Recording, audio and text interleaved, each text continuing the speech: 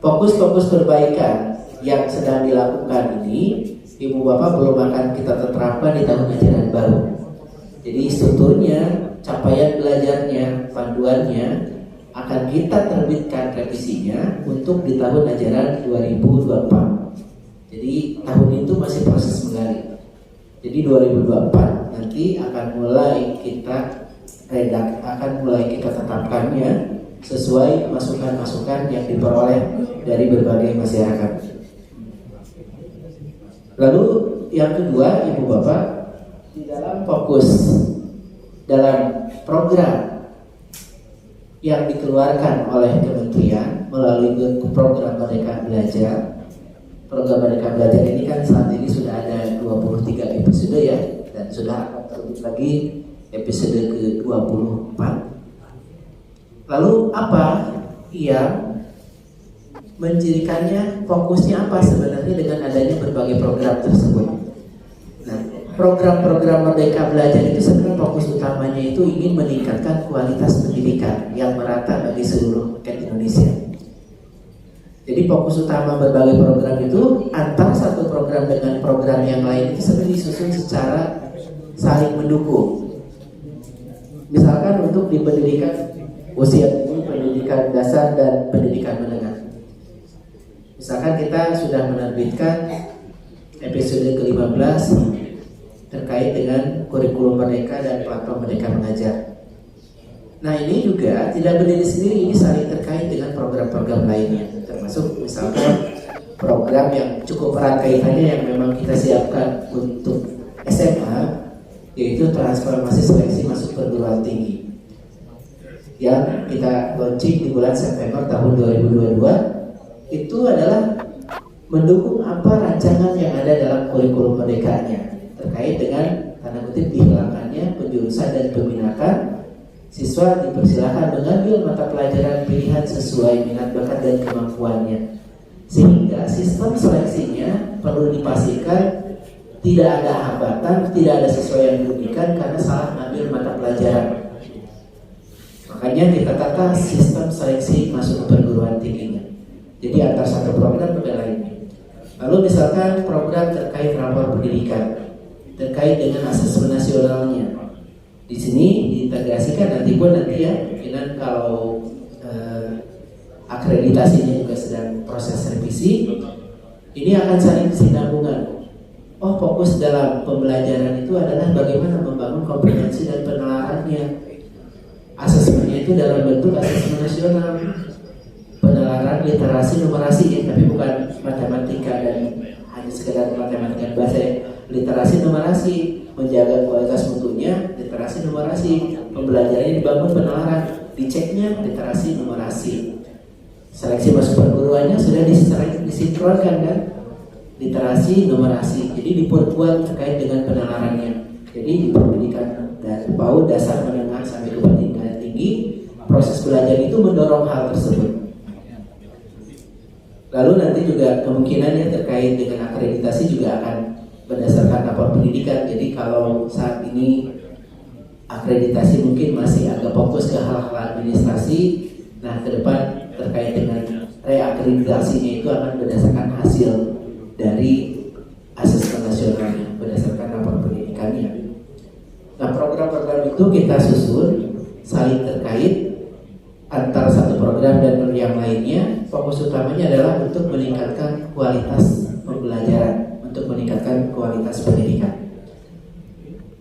Terkhusus yang ketiga terkait dengan kurikulum Merdeka, fokus apa yang ingin dibangun? Kan fokus secara umum meningkatkan kualitas pendidikan. Terutama melalui kurikulum Merdeka, fokus apa yang dibangun? Tujuan apa yang ingin dibangun khususnya kurikulum Merdeka? Di dalam kurikulum Merdeka, fokus utamanya adalah ingin meningkatkan kualitas hasil belajar peserta didik, ingin meningkatkan kompetensi dan karakter. Kompetensi dan karakter yang mana yang ingin kita bangun? Yaitu yang mempunyai kemampuan yang saat ini kita terjemahkan ke dalam ke-6 dimensi profil pelajar Pancasila. Jadi setelah dia proses belajar, mulai dari PAUD, SD, SMP, SMA dan sederajat, diharapkan siswa-siswa mempunyai keenam kompetensi ini. Nah, keenam kompetensi ini sebenarnya Bapak tidak muncul tiba-tiba, tapi kita lagi berbicara ingin menghadirkan siswa-siswa bisa survive pada zamannya. Sehingga pada saat kita merumuskan keenam dimensi itu sebenarnya kita mengkolaborasi berbagai kompetensi yang ada dan karakter yang ada. Jadi pada saat abad 21 kan ada 4 kemampuan abad 21.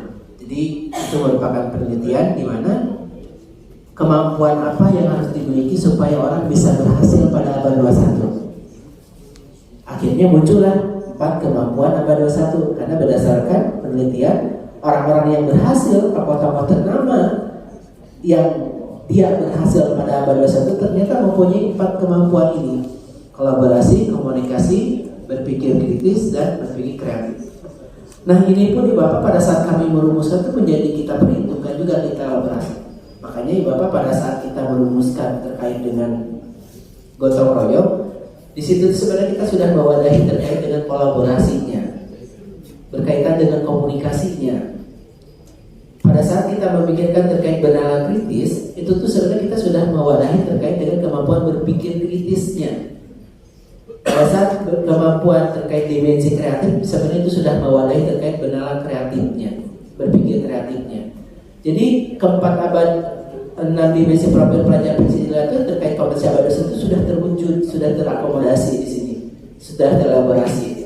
Sehingga pada saat berbicara kompetensi abad 21 itu kita lagi berbicara menyiapkan siswa-siswa itu secara real. Siswa-siswa bisa survive hidup pada zamannya, bukan pada zaman dulu, hidup pada zamannya. Ya saat ini abad 21. Tapi kompetensi saja ternyata tidak cukup. Anak-anak kita perlu diperkuat karakter-karakter. Selama ini kan sudah ada nilai karakter. Ke-18 nilai pun di Bapak pada saat merumuskan dimensi itu kita cermati. Sehingga ada berkaitan dengan jujur, disiplin itu sebenarnya bagian dari akhlak mulia. Berkaitan dengan mandiri, sudah ada dalam mandiri. Kemampuan menggali gagasan sudah ada dalam bernalar kritis. Nah, kemampuan ke-16 karakter itu berarti pada saat kita merumuskan kenapa kita menetapkan dimensi profil pelajar bisa itu menyiapkan siswa yang bisa survive, kompetensi yang bisa hidup pada abad 21. Di samping itu kita menyiapkan anak-anak mempunyai karakter yang baik. Selain itu apalagi? Nah ini yang tidak muncul mungkin ya di berbagai kompetensi yang ditetapkan negara-negara lain ya. Saya dicek ya di Australia misalkan, mereka pun sudah hampir semua negara sudah menetapkan ingin dibentuk seperti apa para peserta didik kita setelah menempuh proses belajarnya. Nah yang mungkin di Bapak bisa dicek negara lain yang tidak dimunculkan di negara lain itu, tapi kita munculkan dan kita pun berlandaskan ke Pancasila ya, yaitu berkaitan dengan religius. Beriman bertakwa kepada Tuhan Yang Maha Esa. Ini cukup perdebatannya cukup panjang di kami pada saat dusun ya, terkait dengan beriman bertakwa kepada Tuhan Yang Maha Esa, karena dari segi aspek seringkali banyak dipertanyakan bagaimana mengukur religius seorang siswa. Tapi kita akhirnya ambil keputusan, kita tetapkan religius ini sesuai juga kita dalam sila keimanan, ketakwaan itu ingin dibentuk dalam proses belajar, bukan hanya pikiran terkait dengan akhlaknya saja, tapi religiusnya juga kita bangun. Makanya lahirlah ke-6 dimensi profil pelajar Pancasila yang sudah mempertimbangkan berbagai aspek. Lalu dalam pendidikan kita letakkan akhirnya di mana ke-6 dimensi profil pelajar Pancasila? Apakah hanya berdiri sendiri? Tidak. Pada saat kami merumuskan menata terkait dengan standar, maka kan jelas siswa ada yang namanya standar kompetensi lulusan. Setelah dia proses belajar, maka harus yang dipunyai itu apa? Kemampuan kompetensi lulusan tersebut. Setelah dia lulus SD, kemampuan apa yang nampak? Nah, kemampuan ini kan yang ditetapkan dalam standar kompetensi lulusan. Nah, standar kompetensi lulusan itulah yang kita integrasikan ke 6 dimensi profil pelajar Pancasila. Itulah kita letakkan dalam standar kompetensi lulusan. Karena pada saat kami merumuskan ke 6 dimensi probabilitas Pancasila, kita sudah menata mana sejauh mana di SD, mana sejauh mana di SMP, di SMA. Kita tata nih, di SD sejauh mana kemampuannya, di SMP sejauh mana, di SMA sejauh mana. Dengan kata lain, dia dinyatakan lulus sekolah dasar harus mempunyai ke-6 dimensi profil pelajar Pancasila. Jadi setelah indikator dia dinyatakan lulus itu adalah ke-6 kemampuan dimensi profil pelajar Pancasila ini. Bapak bisa dicek ya, standar kompetensi lulusan SMA, SD, SMP itu 8, SMA ada 9. Dapatnya dari mana? 6 kita rumuskan dari dimensi profil pelajar Pancasila, 2 kita rumuskan dari literasi dan numerasi. Karena dia tidak saling hilang antara satu program dengan program lain, karena sudah ada proses untuk mengukur mutunya, mengevaluasinya, dilakukan asesmen nasional. Asesmen nasional dia hanya mengukur terkait dengan literasi numerasi. Oh, dalam asesmen nasional ada juga survei lingkungan belajar. Survei lingkungan belajar pun mengukurnya apa? Ke-6 dimensi profil tadi ya, gotong royong dan lain-lain. Jadi antara satu program dengan program lain itu sudah kita sinkronkan. Dengan kata lain, pada saat kita meletakkan, sebenarnya yakin dia dinyatakan lulus itu harus apa yang kemampuan dimiliki ke-6 dimensi profil pelajar Pancasila utamanya. Bukan materi apa yang dikuasai sebanyak-banyak, bukan ukuran anak berhasil itu dinyatakan ya, kan anak dinyatakan lulus SD, lulus SMP, lulus SMA. Fokus utamanya kalau mengacu kepada standarnya, ya standar kompetensi lulusan itu tidak berbicara materi dalam standar kompetensi lulusan. Materi adanya di mana? Adanya dalam standar isi. Sebagai konteks mencapai lulusan tadi dicakup, difasilitasi melalui materi. Jadi anak dinyatakan lulus, bagaimana kriterianya? Sebenarnya mempunyai kemampuan standar kompetensi lulusan ini. Dengan kata lain, mempunyai kemampuan ke-6 dimensi profil pelajar Pancasila dan kemampuan literasi numerasi. Nanti dicek ada 8 ya. PAUD, SD, SMP, SMA, SMK kita tambahin 1 terkait dengan keterampilan. Lalu setelah kita tata, letakkan di mana posisi ini ya terkait dimensi profil pelajar Pancasila ini. Lalu untuk mencapai kemampuan tersebut dinyatakan lulus kan perlu digali, diasah. Yang kemudian kita menggalinya melalui apa? Di antaranya melalui mata pelajaran. Muatan-muatan mata pelajaran di antaranya yang kemudian kita tetapkan muatannya apa yang perlu ada. Nah, kita tetapkan dalam standar isi. Nah, dalam standar isi itu kita hanya berbicara terkait dengan materi, tidak berbicara kompetensi, hanya materi. Jadi kalau yang lama kan di dalam standar isi itu masih mengenal ada istilah kompetensi dasar yang lama. Nah, kita pada saat merumuskan itu, karena ini standar itu harus bisa diacu oleh K13 dan diacu untuk kurikulum Merdeka, maka yang kita rumuskan kan mana yang sebagai acuannya supaya bisa relevan dengan keduanya. Kita letakkan dalam standar itu hanya berbicara materi. Sehingga kalau K13 menjadi KD ya nggak apa-apa, karena yang diacunya materi. Kurikulum Merdeka jadi capaian belajar ya nggak apa-apa, karena yang diacunya materi, karena kita tidak menggunakan kompetensi di dalam standar isinya. Nah, yang ditetapkan dalam standar isi itu adalah muatan-muatan wajib sesuai dalam undang-undang. Sesuai dalam undang-undang yang diturunkan ke dalam peraturan pemerintah. Jadi kenapa kok ada muatan-muatan? Ini dalam standar itu belum mengatur mata pelajaran, belum mengorganisasikan. Jadi level nanti pengorganisasian jadi mata pelajaran. Makanya Bapak kalau dicek ya dalam undang-undang, dalam PP tidak diistilahkan mata pelajaran. Masih adanya muatan. Nah, muatan inilah yang nantinya akan diorganisasikan ke dalam mata pelajaran. Sebagai contoh ya, di dalam muatan-muatannya kan sudah apa yang perlu wajib dituangkan dalam standar isi itu adalah muatan yang ada diamanahkan dalam undang-undang. Sehingga kok ada beberapa sekarang mapel yang istilahnya misalkan informatika kok nggak ada dalam standar isi gitu.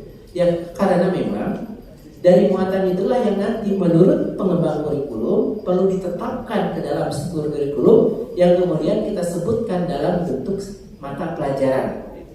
Sehingga acuannya nanti Dari standar isi tersebut diterjemahkan nanti ke dalam mata pelajaran di level kurikulum.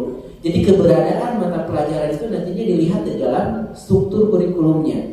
Karena kurikulum sendiri adalah berbicara terkait pengaturan mengenai seperangkat pengaturan mengenai tujuan, isi, dan tata cara mencapai tujuan. Nah, dalam kurikulum lah kita letakkan, akhirnya muncul ada nama mata pelajaran.